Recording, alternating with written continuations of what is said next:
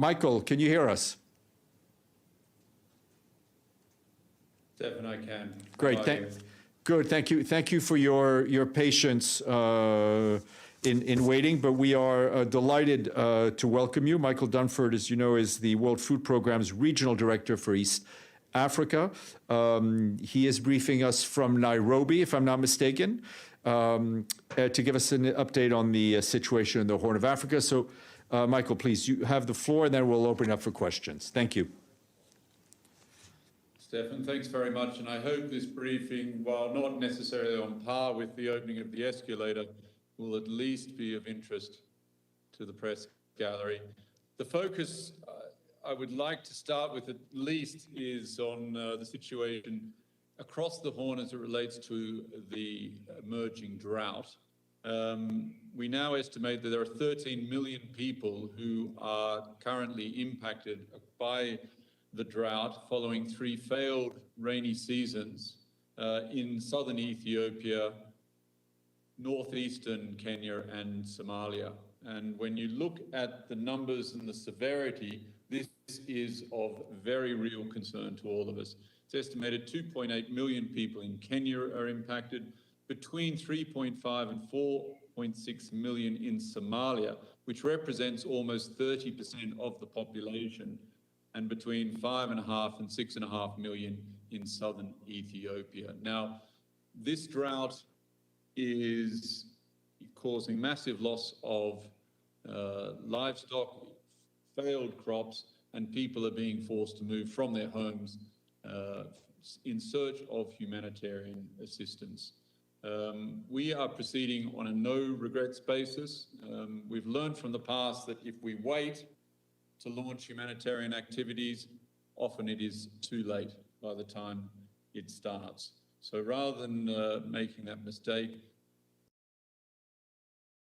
for $327 million for the next 6 months to reach 4.5 million of the affected population. Now, of course, this drought is coming at the worst possible time. There are numerous shocks being experienced, starting, of course, with the conflicts across the region. We have 4.5 million refugees, almost 11 million internally displaced across Eastern and the Horn. And then, of course, there's the economic shock of COVID. And so when you have these 3 shocks and stressors coming together simultaneously, it's putting an enormous amount of pressure on food security, particularly across the region. We estimate that there are 60 million people across the Horn currently who are food insecure. Ironically, the population of the Horn makes up only 4% of the global population, and it represents 20% of the population that is food insecure. So huge discrepancies in this particular part of the world. As it relates to the drought particularly, it comes with,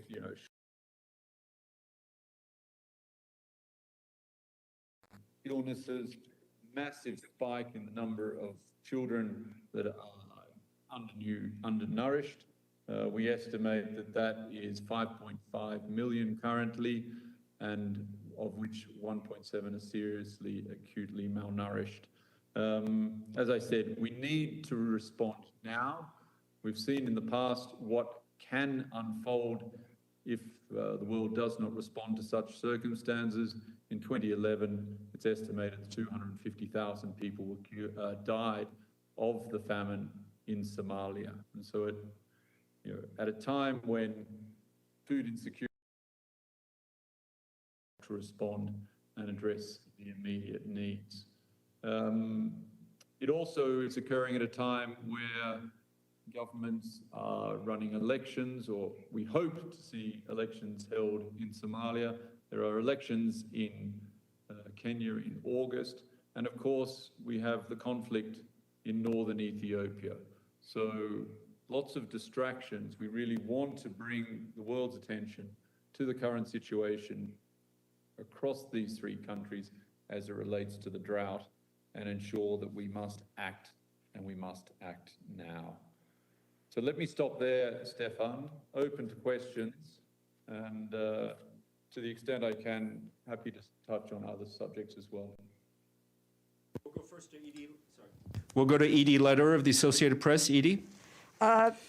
Thank you very much, Michael. On behalf of the United Nations Correspondents Association, thank you for doing this briefing. A couple of follow-ups on numbers before I ask you my question.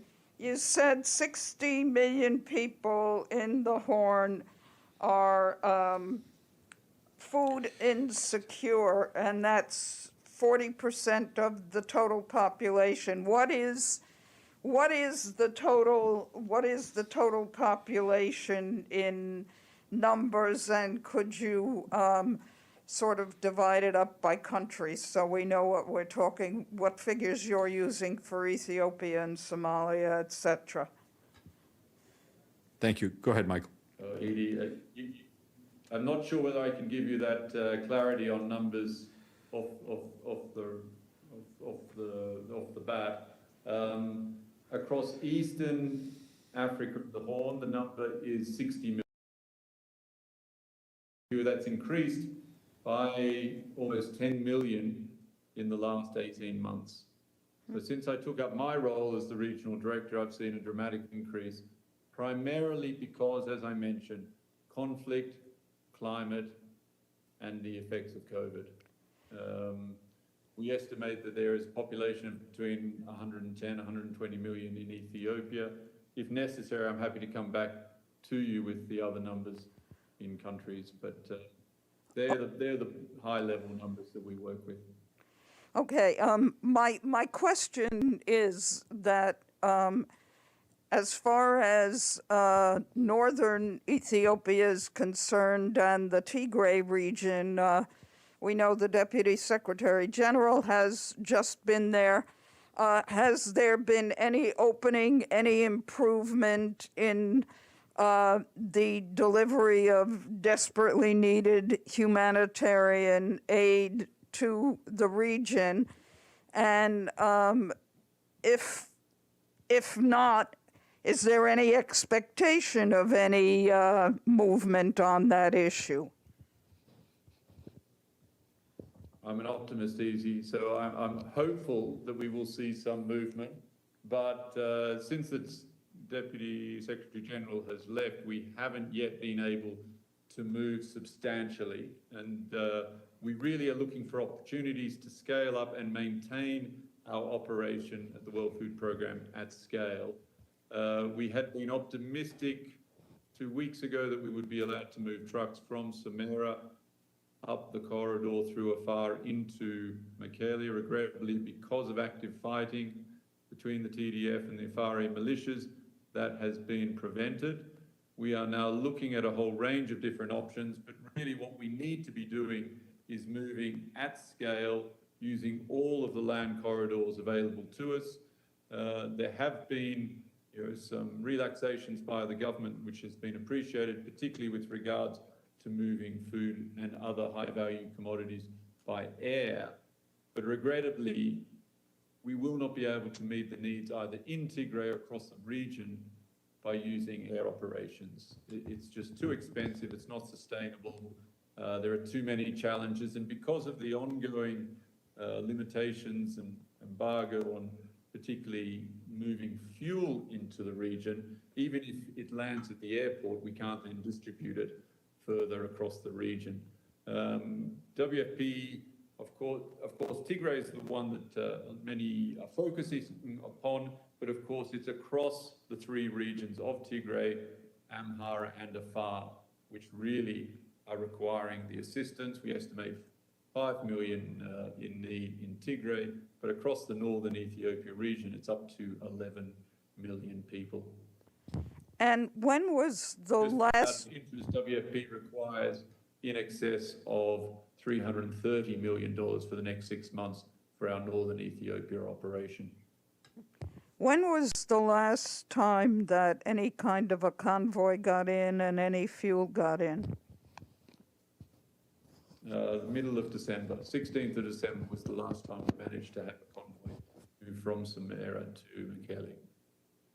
So it's now in excess of, we're coming up to 2 months, which is a disaster, and we know that's the case. We recently released a food security estimated 83% of the population in need of humanitarian assistance. Michael, sorry, I don't usually like to ask your own question, but just to be clear, on that convoy, was that just food or food and fuel in December? Regrettably, it's a long time ago. Okay. I suspect it was mixed of food and non-food items. Okay, thank you. James, Al Jazeera, James Bays. Thank you, Michael, for doing this. So I'm going to ask probably some of the same points, but just a different way. Could you answer, given the huge numbers of people that you're trying to help here, what are the challenges? And if you could answer first on Ethiopia, then on Somalia, of the conflict. How is the conflict in each of those countries going to limit your ability to deal with this massive problem of hunger? And if I could ask one last question, as you sit there, I don't know where you are you in Nairobi? As you sit there in Nairobi, trying to get the world's attention on this, how difficult a job do you view that is when you see your boss making urgent appeals in Afghanistan and whatever? Given everything else that's going on in the world, how difficult is it at this time going to be to get the attention on the Horn of Africa? Well, I'm counting on you, James, and others to help me bring more attention to it, actually, because, yes, we are competing with the likes of Afghanistan, Yemen, Syria. Over the course of the last couple of years, we know that the number of food insecure globally has almost doubled, primarily because of conflict. And this is the big concern that our executive director has spoken out about on numerous occasions. Until such time that the conflicts end, the number of hungry around the world is not going to decrease. So that's the opening gamut. We also need funding. You know, globally, the needs for WFP in 2022 is $16 billion. We had a record level of funding last year of just over $9 billion, but that shows a significant gap. And so we need to find ways to fill that gap, and part of that is outreach and increasing the publicity and the coverage that these stories get. As it relates to your earlier question on the obstacles, we need some form, and you've heard the Secretary General ask for it previously and many others. We need some type of humanitarian corridor, a humanitarian pause that will allow us to upscale our operations now. We have the capacity to do so. We have the logistics know-how, and we actually have food in country that can be distributed. But until we have those corridors operating at scale and sustained for extended periods of time, we're not able to achieve anything, really. And this has been the great frustration ever since the middle of December when the convoy stopped. There are needs clearly identified. There are humanitarians, all of the parties, to agree how we're going to be able to do this. Stefano Vaccaro, Voce di New York. Thank you very much. I know that you have, a very important issue at the moment to help a lot of people, but I have to ask these questions. Is the investigation on Ambassador Luca Attanasio and the Carabiniere Vittorio Iacovacci that were killed in Congo while they were going out on the mission with actually the food program. The Italian prosecutors are asking to prosecute two people that work for your organizations, and this is because they apparently they accuse them to lie to the system, the UN system that provides security for this kind of mission. Any reaction from your organization? I mean, what do you think about this, and how this news is coming out in your organization? Thanks for the question, but as the Regional Director for Eastern Africa, I'm not in a position to respond to that. Yeah, Stefano, I'll give you the contacts for colleagues in Rome who can answer that question for you. James Reinl, the National. James? Hi there. Thanks, Stefan, and thanks for the briefing, Michael, and flagging this important issue. I'm wondering if you can put a bit of a sense of colour from... Sorry, I'm getting really bad feedback. Yeah, we lost you. Is that just me? Yeah, do you want to just type your question in and I'll read it out? Can you hear me again now? Go ahead, James. Yeah, try again. Yeah, I'm really sorry about that. Thanks, Michael. Yeah, I'm wondering if you can give us a bit of sense of what it's like on the ground in these affected areas. I'm seeing reports of large numbers of dead cattle, carcasses lying by the sides of the road, Somalis moving in large numbers to Mogadishu because they're hungry and malnourished. Sometimes in droughts, you hear reports of people having to eat plants and trees and stuff like that. Just give us a sense of what your field team are relaying to you there in Nairobi about how tough it is for these affected people. Thanks, James. In fact, I've been in southern Ethiopia 2 weeks ago. I drove from Dadaab on the Somali border to Nairobi on Tuesday. So I've seen nearly all the things that you've just described. The roads are pockmarked by rotting carcasses. I met with what I would describe as climate refugees, people who have been forced from their homes because all of their livestock have died. They have no livelihoods available to them, and they are being forced to travel upwards of 100 kilometers to settlements where there are now IDP camps, and it's the government and humanitarian actors such as WFP that are meeting their basic needs. One of the big challenges we're having, of course, however, is the levels of funding. So we're not able to meet the minimum requirements. It's estimated that we all must eat on a minimum 2,100 kilocalories a day. At the moment in southern Ethiopia, in the Somali region, we're only providing about 80% of that minimum.